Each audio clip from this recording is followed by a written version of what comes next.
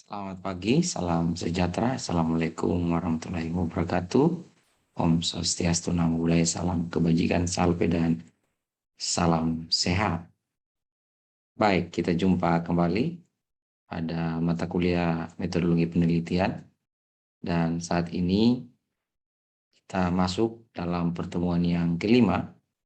Sebelumnya saya mengingatkan untuk terus menuliskan ide-ide penelitian, latar belakang, dan juga rumusan masalah.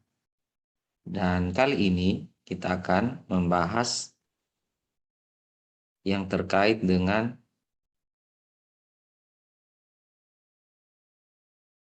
tujuan penelitian, kemudian manfaat penelitian, lalu kita masuk ke studi pustaka atau tinjauan pustaka.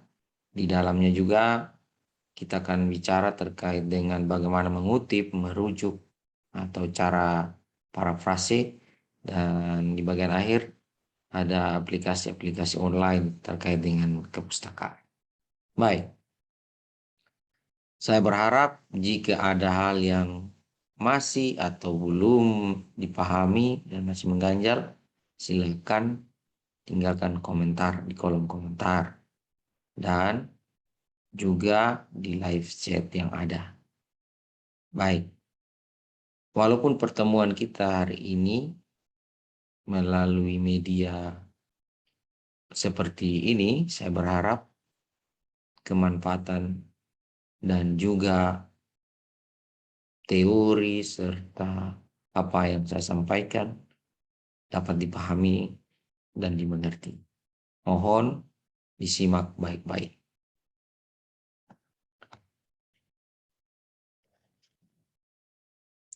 Baik, yang pertama kita akan masuk pada topik tujuan penelitian dan manfaat ataupun kegunaan. Nah, seperti pada pertemuan yang lalu sudah saya sampaikan bahwa dalam sebuah penelitian tentu memiliki goal ataupun tujuan. Nah, biasanya tujuan penelitian itu adalah bagian setelah rumusan masalah. Masih ingat, rumusan masalah itu adalah pernyataan yang bernada tanya, deklarasi dari batasan masalah yang lebih konkret dalam kalimat yang singkat dan berbentuk kalimat pertanyaan. Setelah itu baru kita menuliskan tujuan penelitian. Nah, tujuan penelitian itu biasanya ada dua, ya kan? Yang pertama itu tujuan umum. Di dalam tujuan umum ini sebenarnya masih bersifat umum. Dia masih makro. Tujuan yang ingin dicapai itu ditulis secara keseluruhan. Hal ini disesuaikan dengan judul penelitian dan topik yang kita mau teliti. Prinsipnya dalam tujuan umum ini masih bersifat pernyataan-pernyataan umum dan memuat hampir semua variabel-variabel yang kita mau ulas, ya. Biasanya seperti demikian. Nah, contoh, ada seorang peneliti ingin melakukan penelitian terkait dengan keteraturan minum obat TB pada penderita TB paru. Nah, untuk judul faktor-faktor yang berhubungan atau faktor yang berhubungan dengan keteraturan OAT atau keteraturan minum obat penderita tuberkulosis paru di wilayah kerja Puskesmas Kumana, Kecamatan Maulava, Kota Kupang, 2022, dibuatkan tujuan penelitiannya seperti demikian.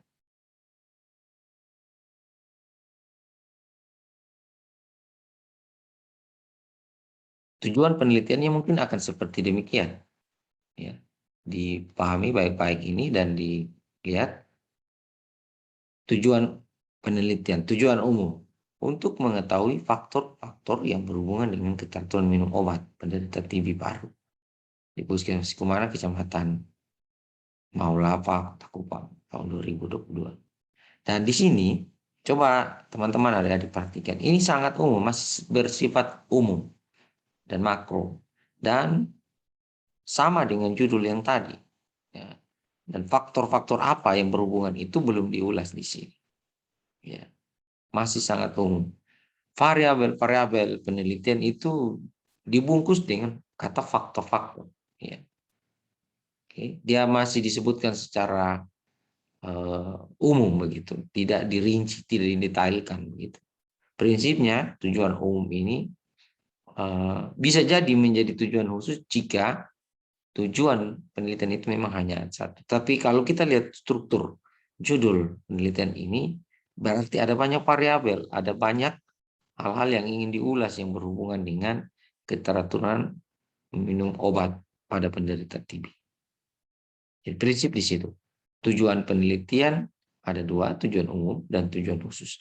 Pada tujuan umum masih sangat bersifat umum dan belum detail variabel-variabel yang disebutkan atau masih makro. Nah, pada tujuan khusus ya dia lebih spesifik, jelas ya.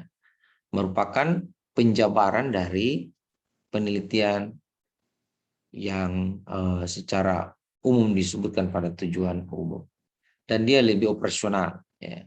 Prinsipnya adalah lebih detail, lebih rinci dari tujuan tadi. Ada pertanyaan bahwa apakah wajib adanya tujuan khusus? Tidak. Kalau dalam tujuan umum itu sudah rinci, berarti tujuan khusus tidak diperlukan. Kalau dari kita pakai contoh yang tadi faktor-faktor yang berhubungan, berarti ada detail faktor-faktor yang harus kita sampaikan. Faktor apa saja itu ya dirinci di dalam tujuan khusus ini. Dan biasanya itu berisi variabel-variabel yang lebih operasional. Ya. Contoh, kalau kita pakai yang tadi. Misalnya, pada bagian A, kita buat dia dalam bentuk rincian. Rincian yang pertama, untuk menganalisis misalnya, atau mempelajari hubungan variabel efek samping obat dengan keteraturan variabel keteraturan minum obat. Itu adalah variabel yang di dalam tujuan umum masih disebut faktor. Ya kan? Kemudian yang kedua, tujuan khususnya yang kedua, untuk contoh yang tadi, adalah untuk mempelajari, misalnya dia menggunakan variabel tingkat pendidikan penderita dengan keteraturan minum obat. Nah, berarti ada sudah dua faktor, atau dua variabel di sini. Efek samping dan tingkat pendidikan. Dari formulasi di tujuan umum, faktor-faktor itu tadi. Oke? Jadi dia lebih operasional, dia lebih detail.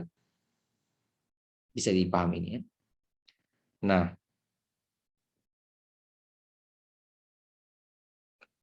selanjutnya kalau kita perhatikan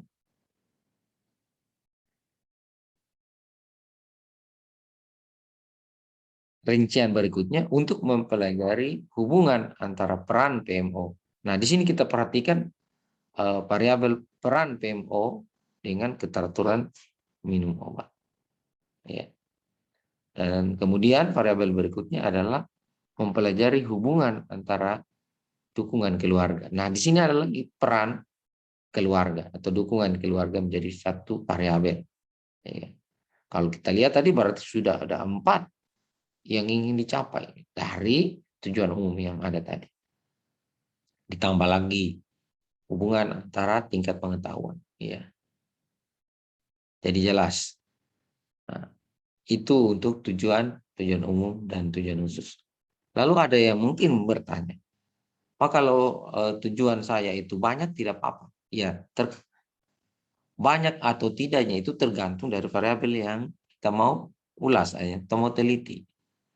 Ya, tidak ada patokan bahwa berapa variabel, tetapi harus diingat level pendidikan Anda itu ya di dalam kerangka kualifikasi nasional Indonesia kan masih level 6. Artinya bahwa eh, janganlah sampai lebih ke pendidikan magister atau doktoral, tetapi level kesarjanaan. Variabelnya ya disesuaikan juga. Ya. Dan harus dipahami bahwa tujuan penelitian ini menggambarkan keseluruhan dari penelitian kita. Orang bisa membaca penelitian kita dari judul, tetapi dia akan lebih pahami secara detail dan rinci pada tujuan yang ingin kita teliti. Demikian juga tujuan ini akan sangat berkaitan dengan pemilihan metodologi ataupun statistika begitu. Jadi ingat ya baik-baik bahwa tujuan yang Anda tuliskan di dalam bagian tujuan umum dan tujuan khusus ini mengantarkan Anda untuk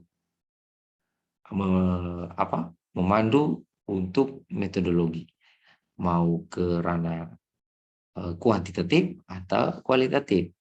Nah, sekali lagi, buatlah tujuan dari latar belakang serta rumusan masalah yang sudah Anda tuliskan.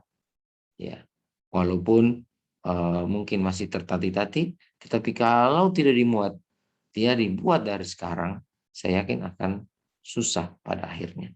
Saya selalu ulang-ulang bahwa hari demi hari ini adalah bagian dan tanggung jawab. Kuliah kita ini kuliah sepanjang waktu. Karena online itu saya berharap setiap hari ada progres. Bukan seminggu sekali baru kita jumpa dan ada progres begitu.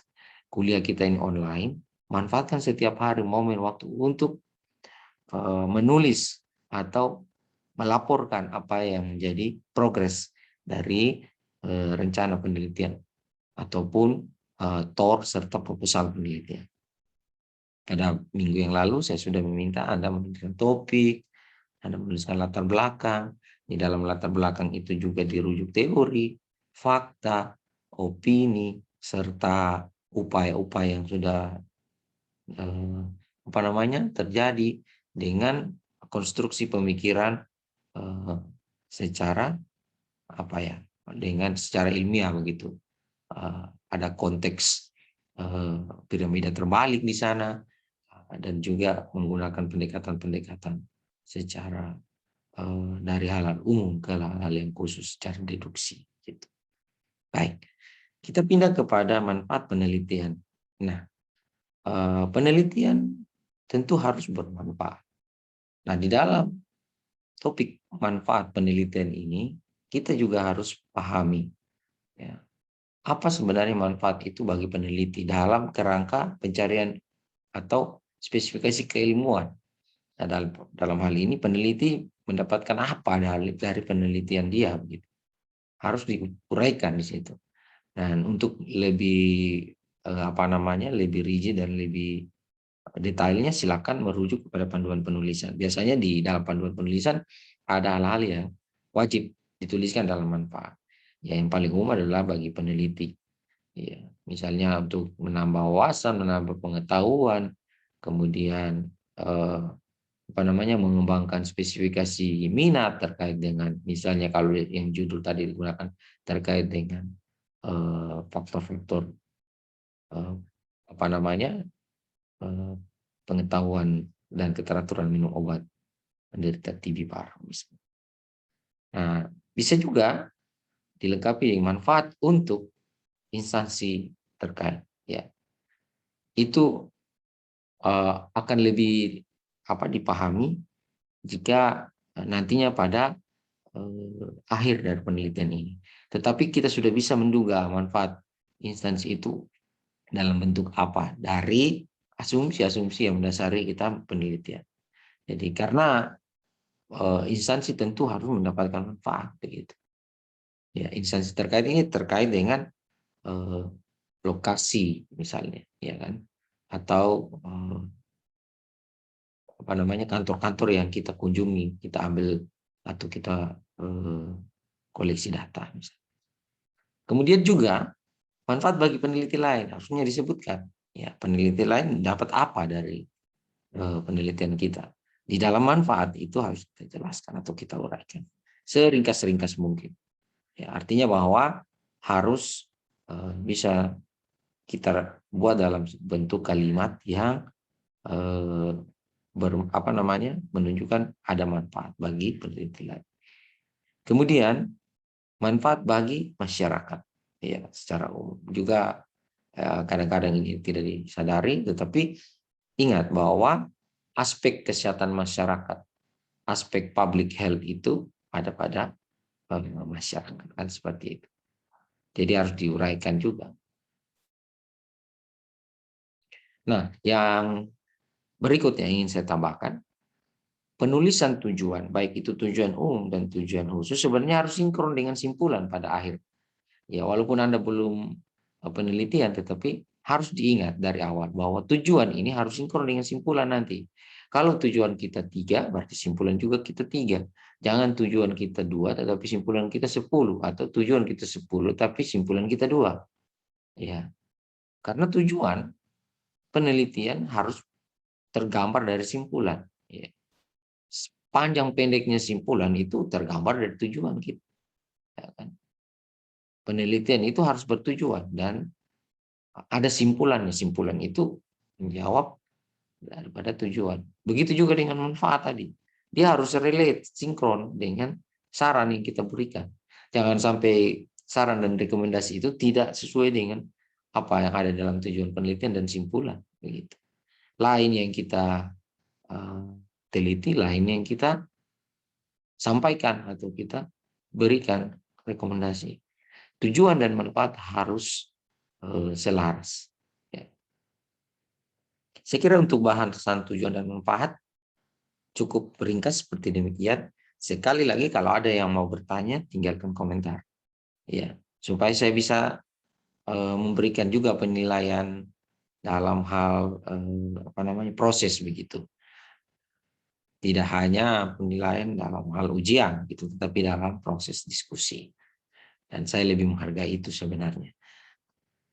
Baik buruknya konteks kalimat Anda dalam bertanya itu persoalan berikutnya, tetapi ide yang ingin Anda sampaikan jangan malu-malu, jangan jangan disimpan supaya ada terbersit sedikit respon ataupun penanda bagi kami bahwa Anda juga paham begitu. Kalau Anda diam, ya bisa saja Anda tidak paham begitu. Baik, itu untuk tujuan, baik tujuan umum, tujuan khusus, dan manfaat dari penelitian.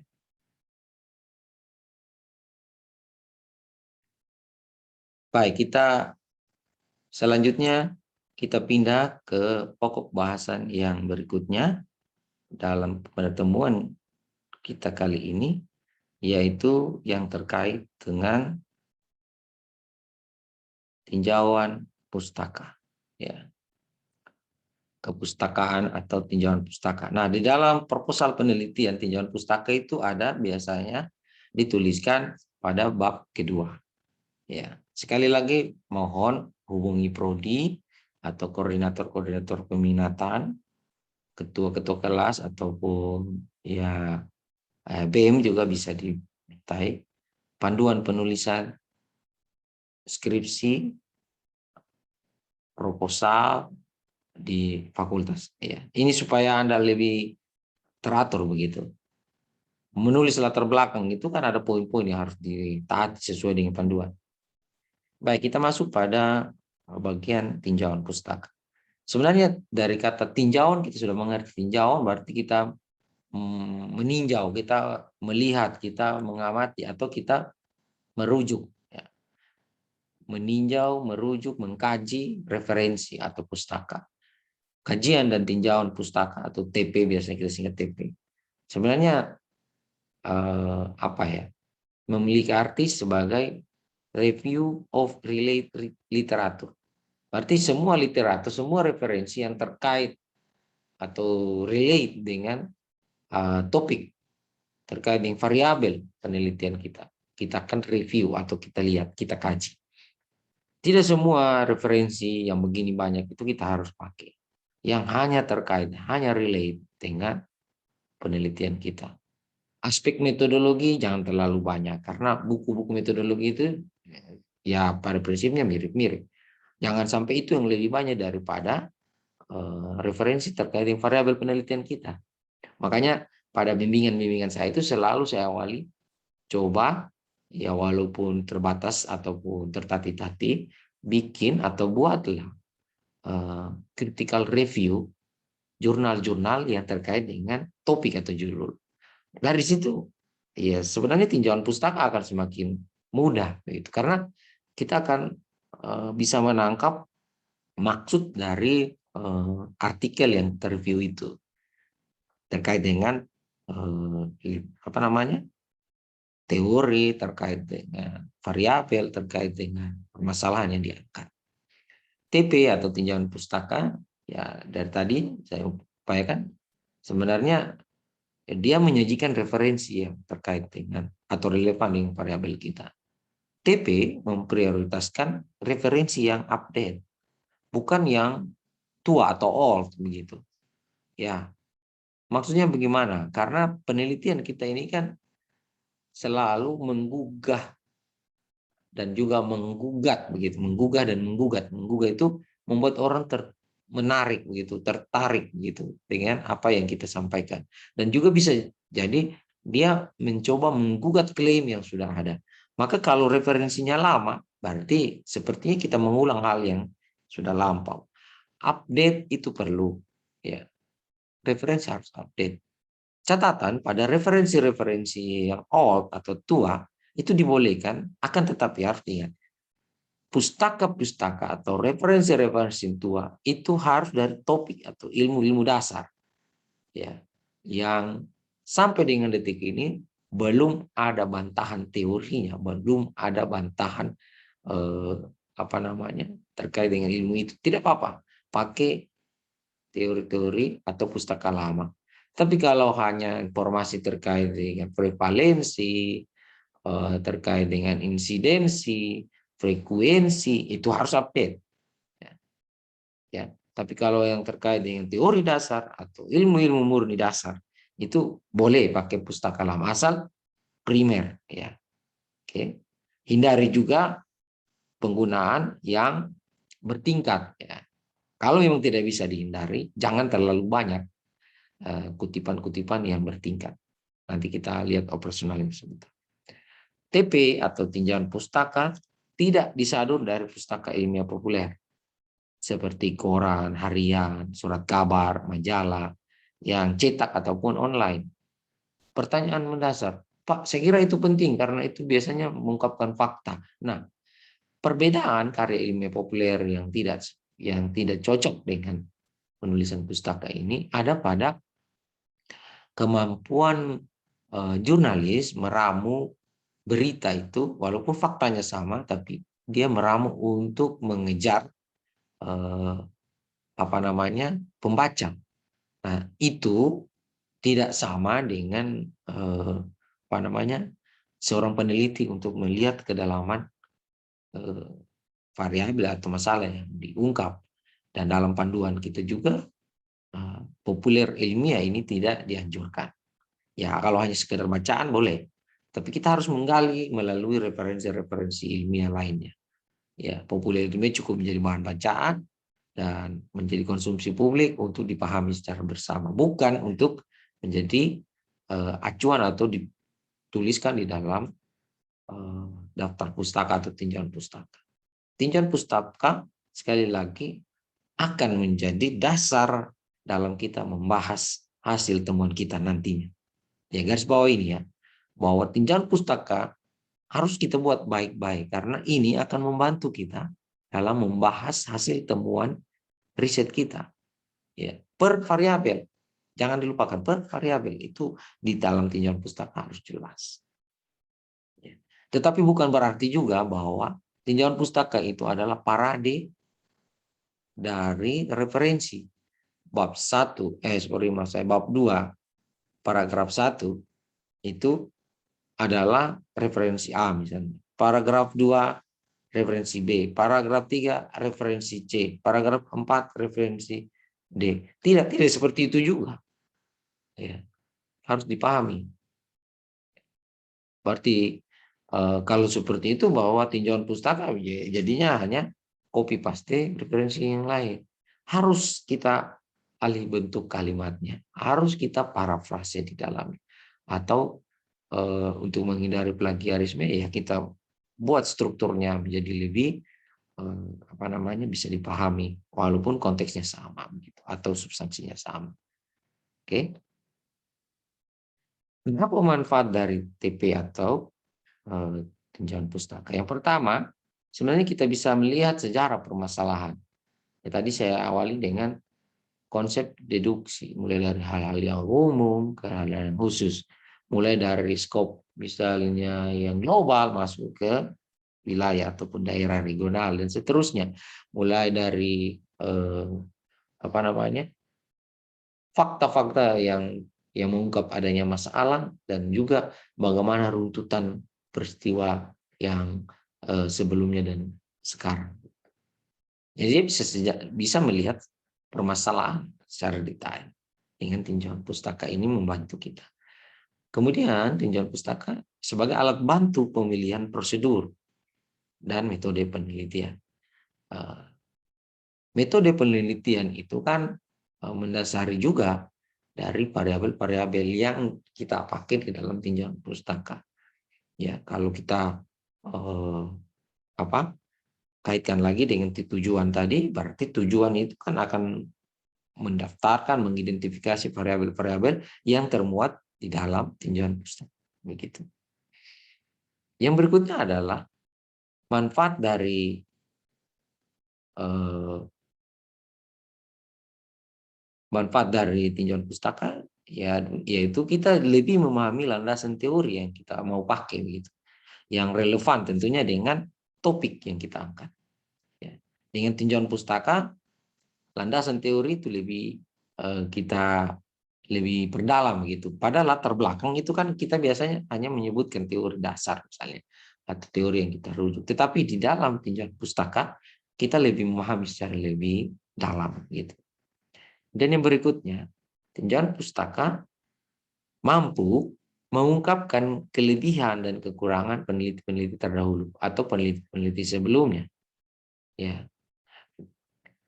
pada beberapa panduan penulisan di universitas-universitas lain, malah di sana disebutkan harus mengutip atau memasukkan peneliti-peneliti yang satu topik atau masalah dengan penelitian yang kita pakai.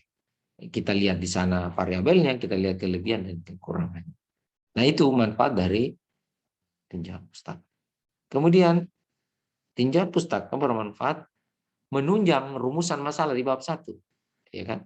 Kalau rumusan masalah kita belum terlalu tepat, maka dengan menuliskan tinjauan pustaka atau kita membuat tinjauan pustaka, rumusan masalah akan semakin jelas. Karena di dalamnya pertanyaan-pertanyaan dan variabel-variabel penelitian akan dengan serta-merta ada di dalam tinjauan pustaka. Yang berikutnya adalah membantu kita atau menghindarkan kita dari plagiarisme atau duplikasi. Karena ini sangat menjadi persoalan yang mendasar saat ini. Kalau awal-awal sebelum adanya aplikasi-aplikasi yang bisa menduplikasi itu, sebenarnya kita masih bisa berdebat terkait dengan plagiarisme karena kita juga merujuk misalnya atau mengutip secara jujur. Tetapi saat ini sekalipun kita mengutip secara jujur, tapi aplikasi bisa membaca kesamaan atau similarity dari teks ataupun konteks gitu. Jadi itu harus kita pahami. Nah, dalam tinjauan pustaka kita diajarkan atau kita dimampu untuk menghindari ini. Yang jelas harus terus berlatih dan belajar begitu. Yang perlu dipahami juga bahwa tinjauan pustaka ini mengantarkan kita kepada pemahaman yang lebih detail terkait dengan variabel-variabel penelitian kita. Dan saya berharap bahwa setelah ini tinjauan pustaka yang Anda punya itu bisa tersusun. Ya. Latar belakang sudah, walaupun saya kemarin mengecek, bahkan tadi juga mengecek lagi email yang masuk, itu baru beberapa yang membuat. Sekali lagi, saya tidak paksa. Tapi biasanya orang yang rajin mendaftarkan atau menyetorkan latar belakang dari awal itu yang akan cepat selesai, cepat tuntas. Ya, itu saya yakini. Tapi mereka yang bermalas-malasan, terlalu banyak alasan, akhirnya ya janjinya sama orang tua 4 tahun, Bisa jadi dia menjadi 7 tahun. Ya karena begitu. Selalu ada saja alasan yang membuat dia menjadi malas untuk berkembang. Saya ingatkan, hari ini harus selesai tujuan, manfaat, dan kalau bisa tulislah, mulai lagi tulislah tinjauan pustaka. Nah, nah tinjauan pustaka manfaatnya berikutnya adalah bisa memperkaya bahasan kita pada setelah kita turun penelitian. Walaupun Anda belum turun penelitian, tetapi ketika Anda menuliskan tinjauan pustaka dengan baik, maka hasil penelitian itu akan menjadi lebih baik. Begitu. Saya kira bisa dipahami nih ya. Sekali lagi saya mohon kalau ada yang belum dipahami, jangan sungkan-sungkan untuk meninggalkan komentar. Ya, jangan di live chat karena biasanya live chat hilang gitu. Walaupun saya bisa pantau setiap saat. Oke. Nah, terus ada pertanyaan. Pak, kalau tinjauan pustaka atau daftar pustaka itu kepustakaan yang baik itu sumbernya dari mana?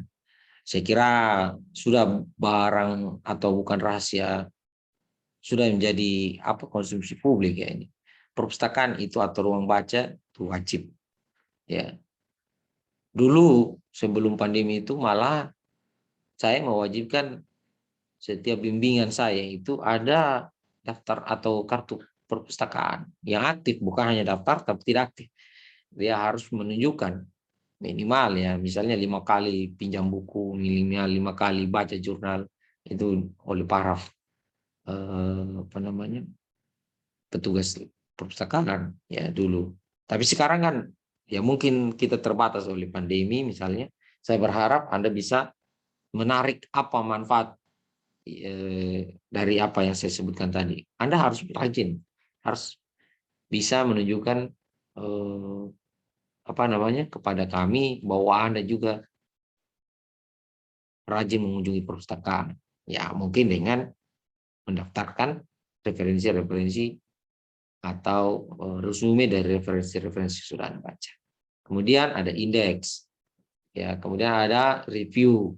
Nah, indeks ini ya berisi terkait dengan topik-topik dari penelitian kita. Kalau dalam perpustakaan, ya biasanya kan kita baca. Ada indeks dari misalnya kesehatan masyarakat. Di dalam buku atau dalam katalog di perpustakaan itu kita klik kesehatan masyarakat muncul semuanya. Nah itu biasanya di dalam penelusuran di apa namanya internet banyak. Kemudian ada review. Review ini ya seperti tadi adalah resume dari artikel-artikel yang relevan atau sama dengan topik yang kita pilih dan memudahkan kita untuk memetakan teori, memetakan variabel, dan melihat konsep-konsep berpikir dari peneliti-peneliti sebelumnya dan kita pakai nantinya. Gitu. Bisa juga menggunakan proceeding resmi, ya proceeding yang diterbitkan resmi dari sebuah webinar atau seminar ataupun apa namanya sekarang kan banyak ya online pertemuan-pertemuan ilmiah online gitu. Yang paling sering adalah pakailah jurnal.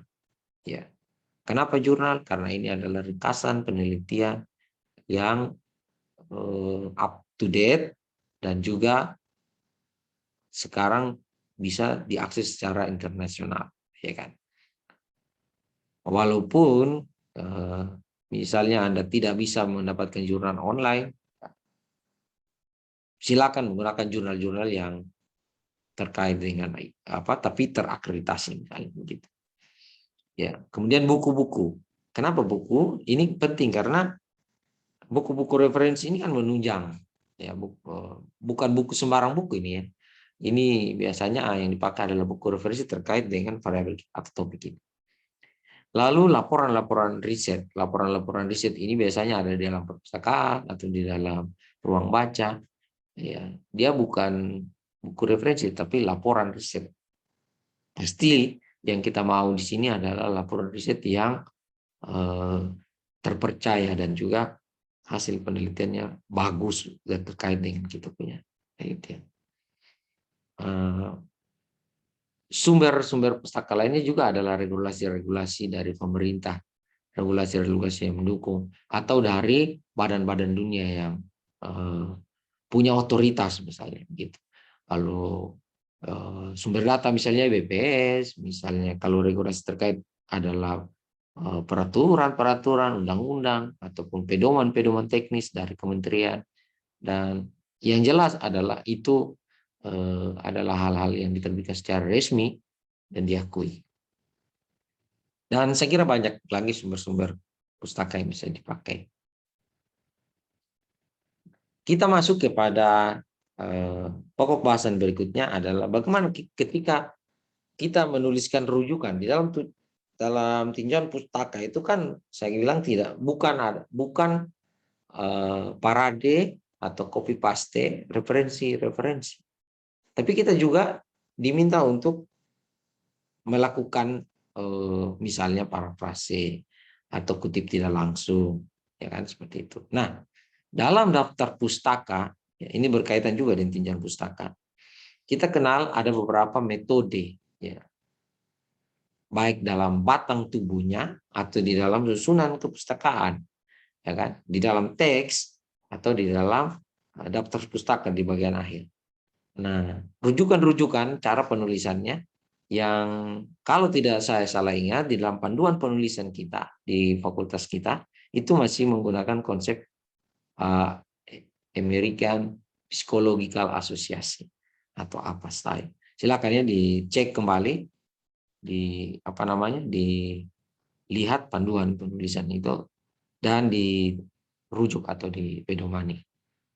Nah, ada beberapa rujukan penulisan, misalnya apa style, Modern Language Association, ada Chicago Manual Style, ada format Turabian, ada format Dugdale. Yang kita pakai adalah apa, dan lebih mudah juga begitu.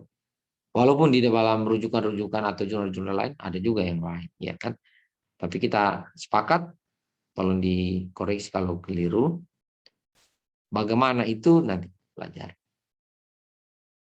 Nah, ini perbedaan mendasar dari APA dan MLA yang saya kutip dari berbagai sumber. Contohnya, penulisan APA ketika Suharsimi Arikunto menuliskan buku berjudul Prosedur Penelitian Suatu Pendekatan Praktik yang diterbitkan Rinika Cipta akan ditulis Arikunto, Suharsimi titik dalam kurung 1998 titik judul buku ditulis miring prosedur penelitian dan diberikan titik lalu tempat penerbitan dan penerbitnya, ya. Oke, bisa dilihat baik-baik antara kiri dan kanan MLA dan apa. Sementara MLA Arikunto Suharsimi tanpa tahun tapi tahunnya ditulis di belakang. Oke, ya ini hanya variasi style gitu.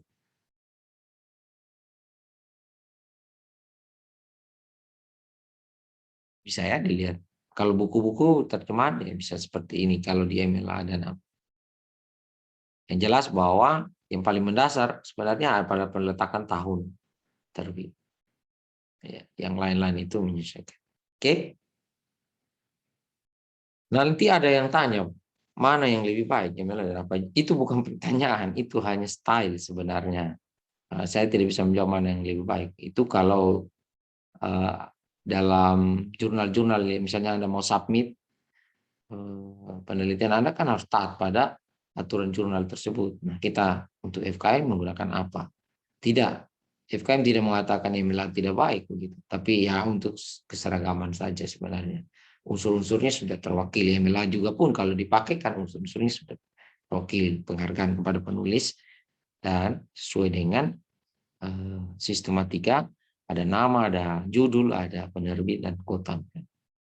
Nah, dalam apa style penulisan ini hanya beberapa cuplikan contoh ya, nanti dipahami lagi nanti saya minta teman-teman adik-adik lebih detail lagi berlatih terkait dengan apa style ini, ya kan.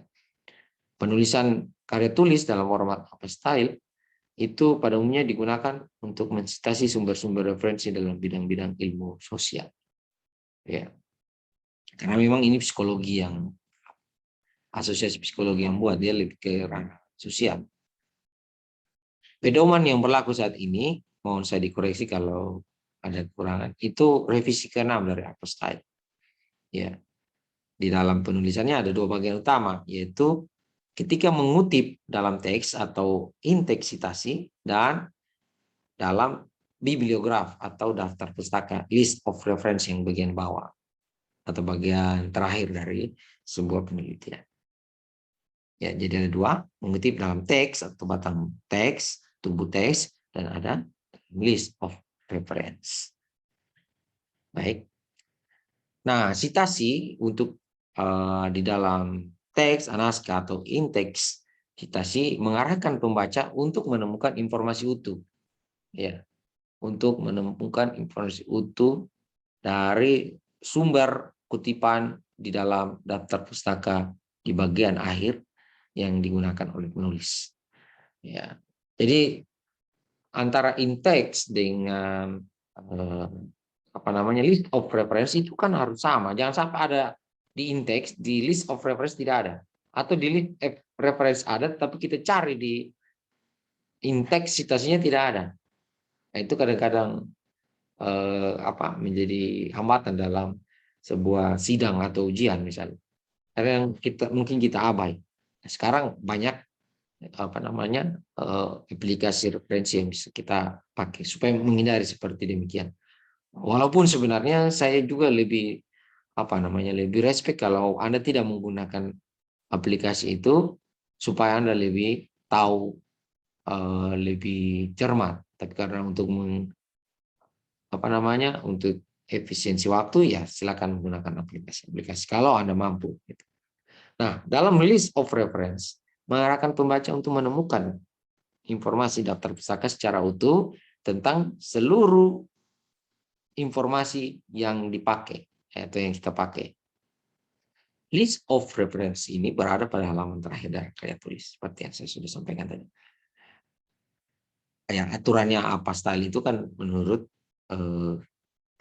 abjad dari nama famili, kan seperti itu, bukan nama utama. Misalnya saya Yendris Krisno Syamrut, ya Syamrutnya dipakai, begitu, bukan Yendrisnya, kan seperti itu.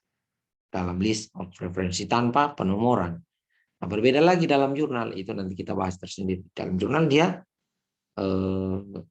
dia menggunakan nomor atau angka begitu, karena dia lebih disesuaikan dengan layout dan tata ruang yang disediakan dalam penulisan. Itu untuk penjelasan tentang. Nah, dalam inteks citasi, format inteks citasi menggunakan metode author date, yaitu nama terakhir atau nama keluarga dari penyusun atau pengarang. Lalu tahun terbit sumber yang dikutip, ya contohnya misalnya Kuntarto, ya, 2014 itu dalam tanda kurung Kuntarto, tahun penulisan. Referensi harus muncul lengkap di dalam daftar pustaka pada akhir tulisan. Ya. Kuntarto 2014 ini dalam inteks citasio tidak harus lengkap, ya, cukup namanya dan tahunnya. Karena di dalam teks, dalam citasi di batang atau naskah. Nah, kutipan, gagasan, ide dari sumber referensi tidak perlu menyebutkan nomor halaman dalam pengutipan teks, ya kan? Ya. Gagasan atau ide dari sumber referensi tidak perlu menyebutkan nomor halaman dalam pengutipan teks. Semua sumber referensi yang dikutip dalam teks harus muncul dalam daftar pustaka. Ya. Oke, semua sumber referensi yang dikutip dalam teks harus muncul dalam daftar pustaka. Seperti yang saya katakan tadi, jangan sampai dalam inteks citasi ada, di List of referensi tidak ada. Ya, ini saya tekankan ulang lagi. Kata pertama untuk proper noun atau nama orang, tempat, nama benda secara spesifik, termasuk nama dan inisial pengarang, selalu kapital. Contoh, Muhammad Hatta, M-nya itu harus huruf besar. Hatta, H-nya harus huruf besar. Ya. Dorus misalnya harus D huruf besar. Broken, B harus huruf besar. Ya. Kaboaks, K harus huruf besar. Begitu seterusnya. Yenris, Y huruf besar. Daniel, Jones, J huruf besar. Jadi seperti begitu. Semua kata dalam judul kapital, ya, semua kata dalam judul kapital dan dicetak miring. Ya. Misalnya the development of new health paradigm atau the development of new perspective curriculum. Ya. Dalam daftar pustaka hanya kata pertama yang dikapitalkan. Ya.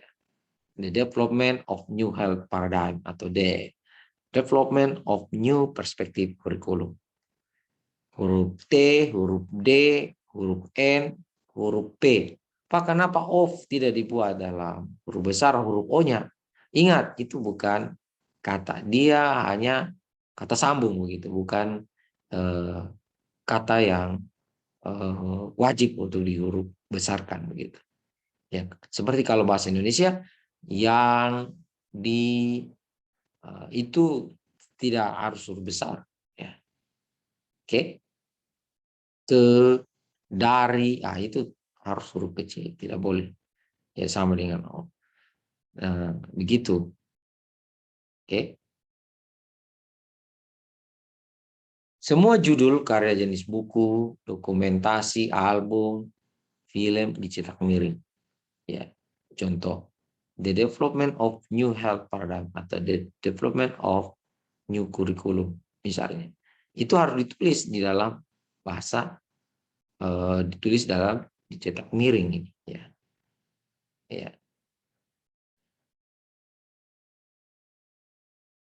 ya saya perbaiki. Ini harus dicetak miring ya.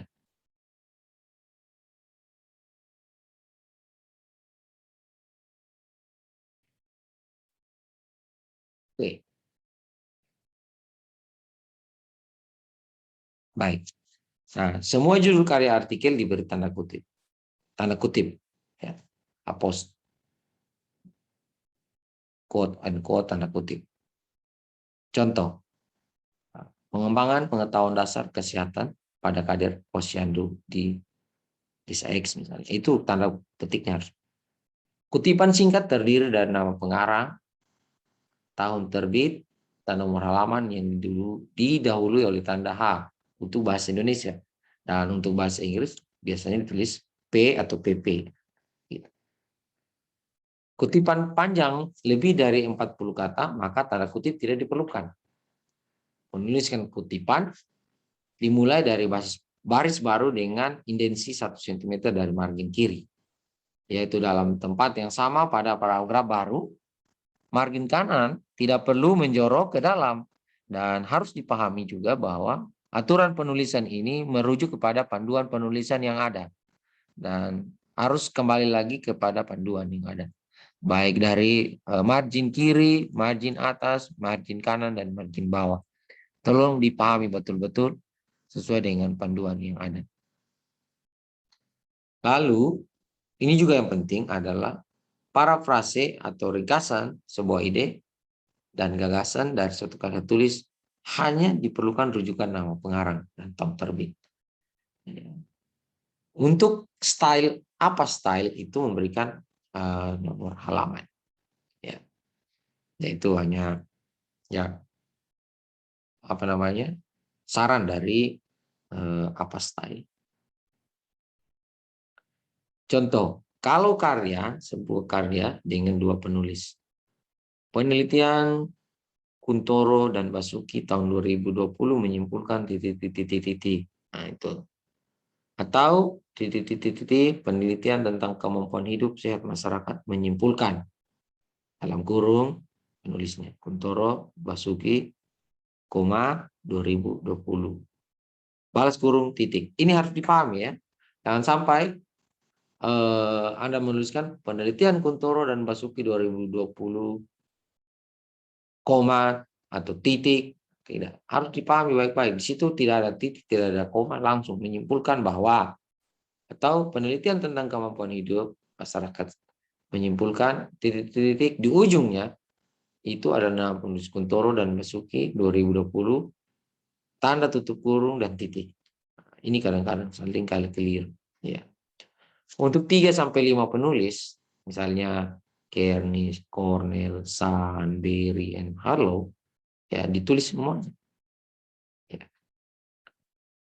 Begitu juga kalau dalam 3 sampai 5 penulis dalam tubuh teks, ya ditulis Kernis, Cornell, Sand, Berry, itu ada komanya. Dan Harlow, koma 2020. Bisa dipahami. Kalau 6 pengarang, ya Kernis, Cornell, Sand, Berry, Harlow, N. Ingat, N Santun. Ya, N-nya harus ada. Tahun terbit. Dalam tubuh teks, rujukan, ya dalam tubuh ini maksudnya dalam naskah ya. Tidak perlu semua, tapi kalau di di ujung kalimat ya, harus ditulis Kernis dan kawan-kawan, titik, koma, tahun dan tutup kurung seperti itu. Ya. Saya kira ini paham, bisa dimengerti ya. Sekali lagi kalau tidak dipahami, mohon ditanyakan. Nah, kalau pengarang tidak diketahui, apa style memberikan saran? Ya. Citasi sumber pada judul dengan huruf miring. Citasi sumber pada judul buku atau laporan dengan huruf miring. Dan pada judul artikel, bab, dan halaman dalam tanda kutip. Contoh. A similar study was done of student learning to format research papers. Ya, ini tidak ada penulisnya. Tapi ini diambil dari mana? Dari sebuah penelitian tahun 2001. Dikasih tanda petik. Using apa? Ya, koma, tanda petik 2001. Tutup kurung, titik. Nah, harus dipahami baik-baik ini. Sekira untuk lebih detailnya silakan Anda lihat contoh-contoh pandu atau rujukan apa style itu. Yang berikutnya misalnya 2 karya atau lebih dalam tanda kurung yang sama. Ya. Kalau misalnya Bernard dan Harlow itu menuliskan terkait dengan variabel yang sama yang kita mau ulas, ya kita bisa buat dia bersusun seperti ini. Bernard 2020 titik koma, ingat titik koma ya, bukan koma, titik koma. Lalu Harlow 2019. Ya. Oke. Tapi ingat ya, tidak tidak harus kita paksakan banyak dalam kalimat, dalam referensi kita itu bersusun seperti ini. Ya, yang mirip-mirip kali lah gitu. Kemudian pengarang dengan nama akhir sama. Kita gunakan inisial. Nama pertama dan nama terakhir. Misalnya Johnson ada 2, tapi ternyata ini nama awalnya berbeda. Edison misalnya, atau Lawrence, ya kita pakai Edison. 2 karya atau lebih dengan pengarang yang sama dalam tahun yang sama. Kita pakai simbol A, B, C, dan terusnya. Misalnya Bernard, dia bikin 3 tulisan. Ya kita tulis Bernard 2021A, Bernard 2021B, Bernard 2021C. Saya kira begitu. Kemudian mensitasi atau mengutip sumber tidak langsung. Ya kita tuliskan cheat atau cheat in misalnya. Atau dalam bahasa Indonesia misalnya Samrut dalam Sukijo Noto Atmojo atau Sukijo dalam Samrut 2020 misalnya. Itu harus lengkap dituliskan. Sedangkan ya untuk lebih jelas dan detailnya di dalam panduan kita yang terbaru itu yang hal-hal demikian ini sudah sampaikan di dalam panduan.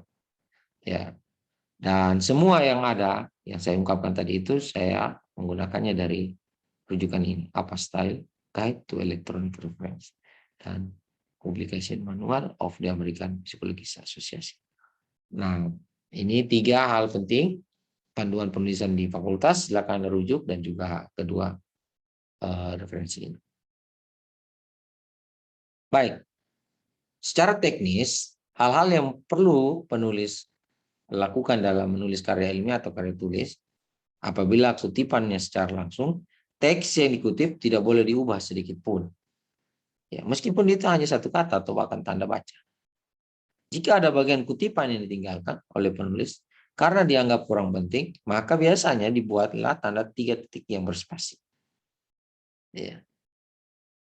Lalu, ini secara ringkas lagi, cantumkan sumber kutipan dengan sistem MLA atau APA atau apa, atau garis selingkuh yang di pedomani yang berlaku di instansi kita. Kemudian saya masuk kepada topik yang penting juga. Parafrase. Apa sih sebenarnya itu parafrase, Pak? Saya mengingatkan ini kemampuan mendasar kita yang sekarang ini sangat utama ya dalam menulis karya ilmiah, karya tulis juga mensubmit jurnal. Parafrase ini penting karena kenapa? Tadi saya ungkap dari awal untuk membantu kita menghindarkan dari plagiasi, dugaan similarity dengan teks atau naskah orang lain. Karena kita mampu memparafrase, maka kita bisa menghindari plagiarisme. Nah, parafrase sebenarnya harus terintegrasi dengan teks kita, ya kan? Ya, jarak antara baris menggunakan spasi yang sama. Artinya tidak ada perbedaan dari sebuah naskah itu dengan rujukan yang kita parafrase. Dia harus sama. Dia tidak aneh begitu, dia dalam bentuk kalimat yang sama dengan naskah. Tidak ada tanda kutip yang mengantarainya. Nah, pencantuman sumber kutipan berupa nama belakang, pengarang, tahun terbit, dan halaman. Contoh, Johannes Peyot misalnya. Ini hanya rekaannya, ilustrasi saja. Ya. Merujuk Hawkes ya di tahun 2018 di halaman 17 menyatakan status gizi ditentukan oleh 3 hal pokok yaitu antropometri, pola konsumsi, tingkat pengeluaran pangan. Nah, kalau misalnya kita mau rubah dia, bisa kita rubah begini. Status gizi ditentukan oleh 3 hal pokok yaitu antropometri, pola konsumsi, dan tingkat pengeluaran yang kita tuliskan ya J. Peyot ya, Peyot dalam Hawkes 2018 halaman 17. Ya, detailnya silakan di panduan penulisan sudah ada seperti ini. Hanya ini saya ungkapkan lagi. Nah, ini berikut adalah contoh teks asli dan dugaan plagiarisme dan bagaimana parafrasenya. Ya. Ini. Kolom yang pertama teks asli, kolom yang kedua plagiaris atau dugaan plagiarisme. Ya, kemudian parafrase untuk menghindari plagiarisme. Contoh ya, teks asli. Karena perspektif unik mereka, orang Amerika tidak begitu pada globalisasi daripada orang lain. Dan sebagai, dan bla bla bla bla, itu ada pada Churro 1993 dengan judul Fortune Favors the More, halaman 6. Itu diterbitkan di New York, penerbitnya ada Harper. Nah, kalau kita baca di kolom kedua, sebenarnya ya bisa jadi debatable. Masa kita sudah menuliskan Lester di situ, tapi tetap dianggap plagiasi. Kenapa? Penulis, ya kalau kita amati, dia hanya menggunakan kata-kata Thoreau ya tanpa menyertakan tanda petik. Artinya dia menuturkan kembali sebagai Lester, tapi tidak ada tanda petik. Nah, itu dugaan plagiasi, gitu. Dia hanya mengganti sinonim di sana sini, ya. Meskipun penulis aslinya atau Thoreau ini dia cantumkan di awal dengan sebuah kutipan. Nah, hati-hati ini tetap dianggap sebagai plagiarisme. Ya, harus kita pintar-pintar. Ya, saya juga seringkali salah ya dalam menuliskan ini, tapi karena berlatih dan juga ada aplikasi, ya kita bisa. Bukan berarti bahwa ke depan nanti saya tidak akan salah ya, bisa jadi salah karena ada hal-hal yang luput atau lupa. Gitu. Ya, kita latihan sama-sama. Nah, untuk menghindari plagiarisme di kolom ketiga itu ada solusi. Ya, kita tetap mencantumkan Lester atau Turo ini bagi penulis, tetapi kita tidak apa namanya sama persis dengan teks aslinya begitu. Kita ahli bentuk lagi. Lester Turo 93 menyatakan bahwa karena orang Amerika melihat globalisasi hanya sebagai bentuk ekonomi mereka sendiri yang lebih besar, mereka kurang peduli tentang hal itu daripada orang lain di dunia. Ini dia bisa diterima, tidak diduga plagiarisme. Kenapa? Karena penulis di kolom ketiga ini menyimpan arti dari bagian aslinya tanpa menyalin kata. Dia tidak copy paste langsung. Ya, oke. Kata-kata seperti globalisasi Amerika itu yang adalah istilah umum, itu dia apa? Ya, konsep yang diilustrasikan atau sulit untuk dicarikan sinonim dia tetap sampaikan. Jadi kita sebenarnya dapat menggunakan kata-kata ini tanpa memberi tanda petik. Ya, karena dia menjadi hak umum. Amerika itu kan hak umum. Indonesia, kata Indonesia hak umum. Tidak ada yang bilang, oh itu kata Indonesia itu pertama dikeluarkan oleh misalnya Napoleon misalnya. Oke. Tidak ada begitu. Itu bukan hak patennya Napoleon. Seperti itu. Baik. Kemudian kita lihat lagi. Ada teks asli, ada parafrase 1, ada parafrase 2. Pada parafrase 1 dia menggunakan sinonim dan parafrase 2 struktur kalimat yang berubah. Contoh teks asli seperti kekeringan, curah hujan yang berlebihan dan banjir juga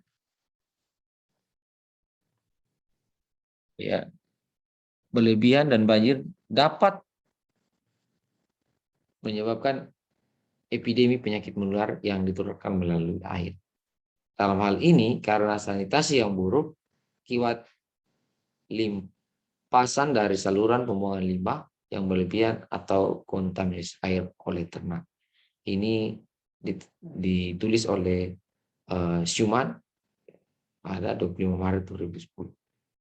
Judulnya Perubahan Iklim Global dan Penyakit Menular. New England Journal of Medicine volume 362 bulan 12 halaman 1061 sampai 1063 dari name.org. Nah, parafrase satunya dia menggunakan sinonim. Contoh, dia tidak menuliskan lagi seperti kekeringan, tapi curah hujan yang melimpah, berlebihan dia ganti dengan melimpah, dapat menjadi faktor penyebaran penyakit menular. Ya, di sini banjir dapat menyebabkan epidemi penyakit menular. Epidemi dia tidak masukkan lagi, tetapi dia ganti dengan penyebaran penyakit menular yang dibawa oleh air. Ya, biasanya karena selokan yang meluap. Limpasan dia ganti dengan selokan. Ya, polusi dari hewan ternak. Dan dia tidak lupakan di sini dia tulis Schumann 2000. Dalam parafrase yang kedua, nanti kita lihat bedanya ya. Struktur kalimat berubah. Ya. Ketika curah hujan melimpah, nah di sana tadi seperti kekeringan, curah hujan yang berlebihan. Di sini ketika curah hujan melimpah, dua situasi dapat terjadi. Saluran pembuangan dapat meluap dan air dapat tercemar oleh keberadaan ternak. Keduanya dapat menyebabkan wabah penyakit yang ditularkan melalui air. Kalau kita lihat parafrase 1 dan parafrase 2 itu sebenarnya milik Schumann. Hanya ada perubahan-perubahan yang dilakukan oleh peneliti. Ya, kalau dulu kita copy paste dan tuliskan Schumann saja sudah cukup. Padahal saat ini itu tidak berlaku lagi. Kita harus melakukan parafrase. Kerja, dan kerja. Ya. Kemudian ada lagi. Ini contohnya. Teks aslinya kami belum memahami semua cara di mana bahan kimia otak terkait dengan emosi dan pikiran. Tetapi poin pentingnya adalah bahwa keadaan pikiran kita memiliki efek langsung dan langsung pada keadaan tubuh kita. Itu Siegel 86, satu bukunya Cinta, Pengobatan, dan Mujizat, halaman 9. Nah, para frase yang pertamanya bisa dibuat. Siegel di tahun 86 menulis bahwa meskipun hubungan antara kimiawi otak dan pikiran serta perasaan tidak sepenuhnya dipahami, kita tahu bahwa keadaan psikologis kita mempengaruhi keadaan fisik kita. Ya, itulah para frase mengalih bentukan dari teks asli tanpa meninggalkan substansi dan maksud dari penulisnya. Parafrase 2, Siegel menulis bahwa hubungan antara zat kimia di otak dan pikiran serta perasaan hanya dipahami sebagian. Saya kira bisa langsung dibaca yang lain. Bla bla bla bla dan seterusnya. Nah, apa yang penulis lakukan pada parafrase 1 di contoh yang barusan tadi? Pertama, menggunakan sinonim. Struktur kalimatnya berubah. Ya. Kalimat juga berubah. Strukturnya berubah, kalimat berubah. Sumber yang dikutip tetap ada. Kata-kata seperti otak bersifat generik dan tidak perlu diubah. Ya. Karena di mana-mana ya otak itu sama. Oke, yang berikutnya adalah ada yang dilakukan pada parafrase 2 yang menggunakan sinonim, mengubah struktur kalimat. Ya, dia 2 kalimat dan bukan 1. Kalimat juga berubah. Suku kata berubah. Lalu sumber yang dikutip tetap dicantumkan. Kata-kata seperti otak dan bahan kimia bersifat generik dan tidak perlu dirubah. Ya, itu yang pentingnya. Nah, kita masuk pada bagian terakhir. Silakan ya, kalau terkait dengan daftar pustaka di bagian list of reference yang bagian bawah, bagian belakang, sekali itu sebenarnya ada aplikasi-aplikasi yang memudahkan. Ya, bahkan di TikTok saja sekarang sudah banyak orang tutorial daftar pustaka online. Silakan Anda coba-coba ya. Ya. Ya, bisa menggunakan citasin machine, site this for me atau Byte Me, Site Fest, dan yang paling populer dan dirujuk atau dilakukan oleh hampir semua dosen itu Mendeley, dan ada satu lagi Sotero. Ya, silakan Anda belajar sendiri. Banyak tutorial panduannya. Kita pakai nanti Mendeley. Di panduan penulisan diarahkan ke Mendeley. Memudahkan Anda nanti ketika Anda publish di jurnal juga lebih mudah. Ya kan? Seperti itu. Nah, ini pesan saya bagian akhir dari materi hari ini. Tugasnya terus dilanjutkan. Lanjutkan latar belakang. Kemudian rumusan masalah, tujuan, manfaat, lalu tinjauan pustaka. Oke? Saya kira demikian. Kalau ada yang mau bertanya, saya persilakan. Yang jelas, saya menunggu hasil. Ya. Mata kuliah ini hasilnya adalah terwujudnya proposal penelitian yang baik, sesuai panduan, dan juga update. Ya. Bukan hanya copy paste dan kasih pindah lokasi gitu. Oke. Oke, itu saja yang bisa saya sampaikan hari ini. Lebih dan kurangnya mohon dimaafkan. Dan jangan lupa absensinya di e-learning. Dan sampai kita jumpa pada minggu-minggu berikutnya. Tuhan memberkati kita. Wassalamualaikum warahmatullahi wabarakatuh. Om Swastiastu, Namo Buddhaya. Salam kebajikan. Salve. Salam sehat. Terima kasih.